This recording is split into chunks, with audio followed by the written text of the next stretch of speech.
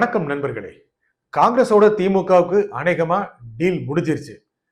அதே மாதிரி திருமாவளவன ஒரு செக் வச்சிருக்காங்க திமுக காரங்க. டாக்டர் ராமதாஸ் பெரியவரை டீல்ல விட்டாங்க. என்ன பண்றது? காங்கிரஸோட பேச்சுவார்த்தை நடக்கும். இன்னைக்கு நடக்குமா, நாளைக்கு நடக்குமா? காங்கிரஸோட பேச்சுவார்த்தை திமுகவுக்கு இறுக்கத்தில் போயிட்டு இருக்கு. முறிவு உண்டாயிரும். பிரிஞ்ச நேரா தாவேக்காவுக்கு போயிருவாங்க. இப்படி எல்லாம் பேச்சு. கனிமொழி போனாங்க, ராகுல் காந்தியை பார்த்தாங்க. ஐயா எவ்வளவு இடம் சொன்னாங்க. ராகுல் காந்தி ஏத்துக்கிற மாதிரி தெரியல. இங்க யாராவது முரண்பட்ட ஒரு தலைவர் அனுப்பிச்சா, திமுக தலைவரோட ஏதாவது முரண்பாடு வந்துட்டா என்ன பண்றது? முகுல் வாஸ்னிக்கு மறுபடியும் அனுப்ப போறாங்க. எல்லாம் ரெண்டு பேரும் பேசி கிட்டத்தட்ட 25, 27, 28 சீட்டுக்கு ரெடி ஆயிருவாங்க மாதிரி தெரியுது. அதே மாதிரி ஒரு ராஜ்யசபா சீட்டு அது எப்பவுமே இருக்கிறது தானே. ஆகையில காங்கிரஸ் கிட்டத்தட்ட சாட்டிஸ்ஃபை ஆயிட்டாங்க. பிரிஞ்சு போய் என்ன பண்ண போறாங்க? தாவேக்காவோட போய் ஜெயிக்க முடியுமா இல்லையான்னு காங்கிரஸ்காக நினைக்கிறாங்க. திமுக அந்த பயத்தை காட்டுறாங்க. அங்க போறீங்கன்னு சொல்றீங்க, இடம் இல்லாம போயிடுச்சுன்னா அடுத்த தேர்தலை சேர்த்துக்க மாட்டோம் பாருங்கன்னு சொன்னோன்னா காங்கிரஸ்காரங்க விழுந்தடிச்சிட்டு வந்தாங்க. வந்துட்டு திமுக கொடுக்கறது 28, 29க்கே தயாராயிருவாங்க மாதிரி தெரியுது. இதனால காங்கிரஸ் போயிட்டா தாவேக்காவுக்கு அப்படியே பின்னாலே போயிடலாம் அப்படின்னு விடுதலை சிறுத்தைகள் நினைச்ச மாதிரி இருந்துச்சு அல்லவா? அதுவும் கிட்டத்தட்ட செக் வச்சாச்சு. திருமாவளவனுக்கு திமுக ஸ்டாலின் ஒரு செக் வச்சிருக்காரு. காங்கிரஸ் கூட இருக்காங்க, நீங்க போய் தாவேக்கார என்ன பண்ண போறீங்க அப்படிங்கிற நிலைமையை உருவாக்கிட்டாங்க. அப்புறம் அந்த 8, 15, 18 சீட்டு யாருக்கு? 3 கட்சிக்கு சேர்த்தா அப்போன 3 கட்சிக்கு சேர்த்து 18 சீட்டு அப்படின்னு திமுக நினைக்கிறாங்க.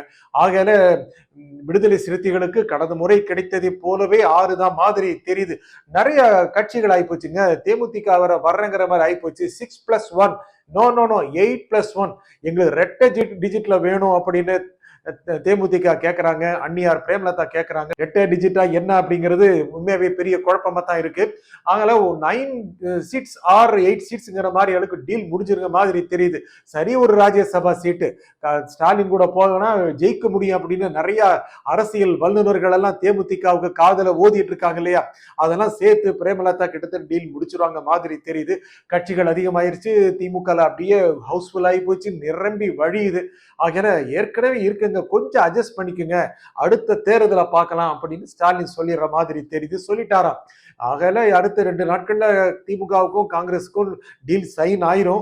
கடைசி நிமிஷத்துல காங்கிரஸ்காரங்க ஒரு வகையில முரண்டு பிடிச்சாங்க அப்படின்னா டாடா பைபேனை காமிச்சிட்டு அப்படியே தைலாபுரத்துக்கு ஒரு போனை போட்டு ஐயா பெரியவரே வாங்கன்னு சொல்லி அவர்களே ஒரு 5-6 சீட்டை கொடுத்து உதயசூரியன் சின்னத்துல நில்லுங்க, என்னங்க உங்களுக்கு மாம்பழத்தை விட உதயசூரியன் தானே பெட்டர் அப்படிங்கிற மாதிரி காமிச்சு சரி உதயசூரியன் சின்னம் கிடைச்சிருச்சு. மகனுடைய மாம்பழத்தை சுட்டு எரிச்சலாம் அப்படின்னு பெரியவர் வந்துடுற மாதிரி தெரியுது. பெரியவர் உண்மையாவே டீல்ல விட்டாங்க திமுக காரங்க. முதல்ல வெயிட் பண்ணுங்கன்னு சொன்னாங்க, அப்புறம் நீங்க வந்துருவீங்கன்னு சொன்னாங்க, அப்புறம் இல்லைன்னு சொன்னோன்னா அவர் திமுக தாக்க ஆரம்பிச்சாரு. என்ன பண்றாங்க திமுக காரங்க? எதுவுமே செய்யறதில்ல அப்படின்னு விமர்சனம் பண்ண ஆரம்பிச்சிட்டாரு. அண்ணா திமுக விமர்சனம் பண்ண ஆரம்பிச்சிட்டாரு. ஓகே, வண்டி பணியூர் போகுது போல இருக்கு அப்படின்னு நினைச்ச சமயத்துல மறுபடியும் ஆஃப் பண்ணி வச்சாங்க. இந்த காங்கிரஸ்காரங்க என்ன சொல்லுவாங்கன்னு தெரியல. அவங்க வருவாங்களோ இல்லையோ, ஒருவேளை வரல அப்படின்னா ஐயா பெரியவரே நீங்க தான் திமுக அணியில் இருக்கீங்க, அப்புறம் அந்த திருமாவளவன் அவரை சரி கட்டிடலாம் அப்படின்னு திமுக நினைச்சிருக்காங்க. அதுல மறுபடியும் ஆஃப் ஆயிட்டாரு பெரியவர். இப்ப பேசாம இருப்போம், திமுக என்ன சொல்லுதுன்னு பார்ப்போம்.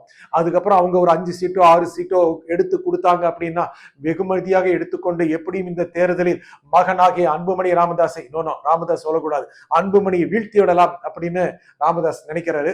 அது அநேகமா செயல்பட்டுங்கிற மாதிரி தெரியுது. ஆனா கடைசி நிமிஷத்துல இல்ல நோ பை பை அப்படின்னு சொல்லி ராமதாஸை பணியூருக்கு அனுப்பிச்சிருவாங்க.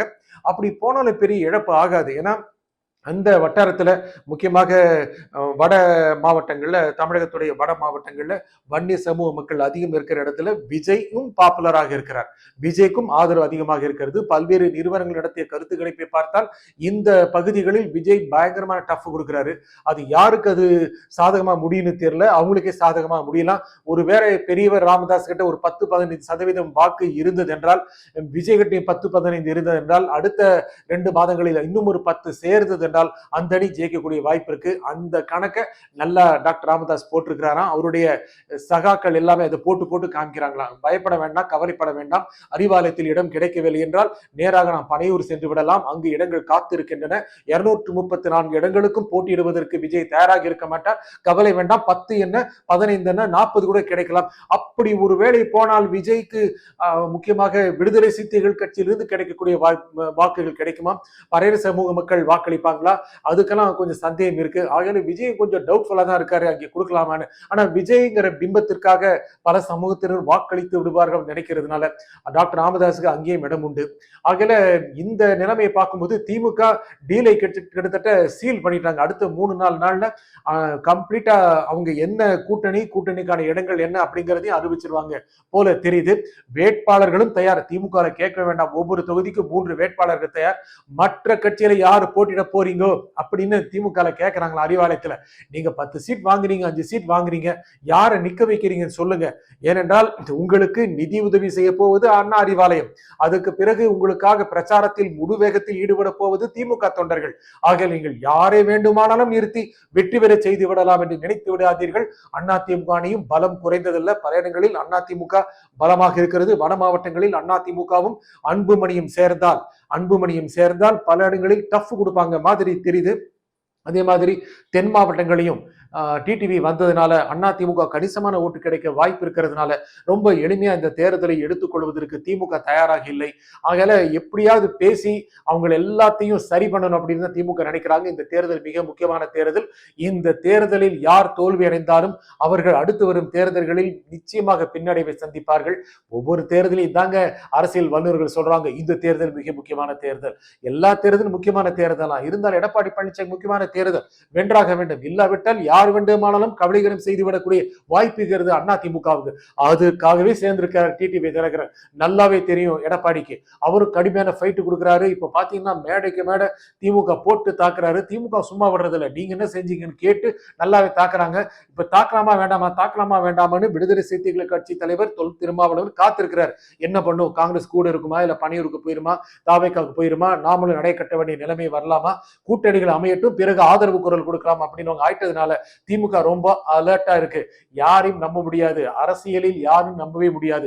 நேற்று எதிராக இருந்தவர்கள் இன்று நண்பர் ஆகிவிடுவார்கள். டிடிவி பார்க்கலையா, நேற்று துரோகி துரோகி துரோகின்னு தினமும் திட்டிட்டு இருந்தவர் அடுத்த நாள் போய் அண்ணன் எடப்பாடி பழனிசாமி சொல்லலையா. ஆகையால யார் வேண்டுமானாலும் யார் பக்கமும் போகலாம். அதிமுகவுக்கு காங்கிரஸோ விடுதலை சிறுத்தைகளோ அந்த கூட்டணிக்கு போகக்கூடிய வாய்ப்பில்லை.